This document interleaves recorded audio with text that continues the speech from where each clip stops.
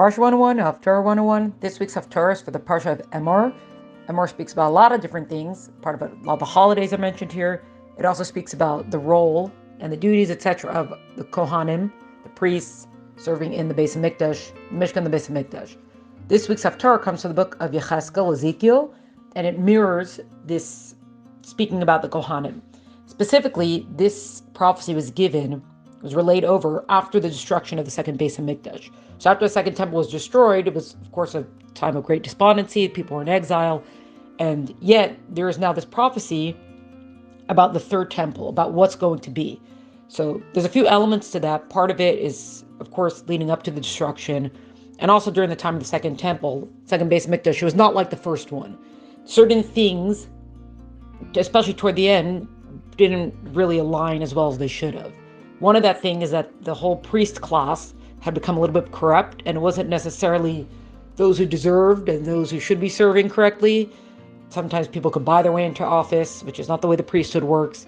Different things were going on. But here, this prophecy speaks about the Kohanim and what will be in the third Beis Hamikdash. Basically, everything is going to be the way it should be, in the sense that there are certain rules of the way Kohanim need to behave. There are certain ways of dress and the way they have to cut their hair and take care of themselves, and what they're allowed to eat and what's pure or impure. The general idea is that they are supposed to be spiritual leaders and teachers. They're going to be judges in this regard of settling disputes in these spiritual matters.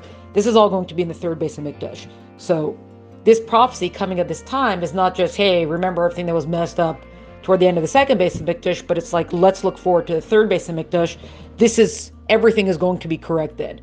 And it specifically mentions Tzadok, the high priest Tzadok, the Kohen Gadol. He was the first Kohen Gadol to serve in the Beis Hamikdash. After Shlomo HaMelech, King Solomon built the Beis Hamikdash, the first one, Tzadok was the first Kohen Gadol ever in the Beis Hamikdash. And it says that his lineage always stuck with the program. They always did what they were supposed to do, and they will return. Like, as they behaved, everyone's going to behave as they should again.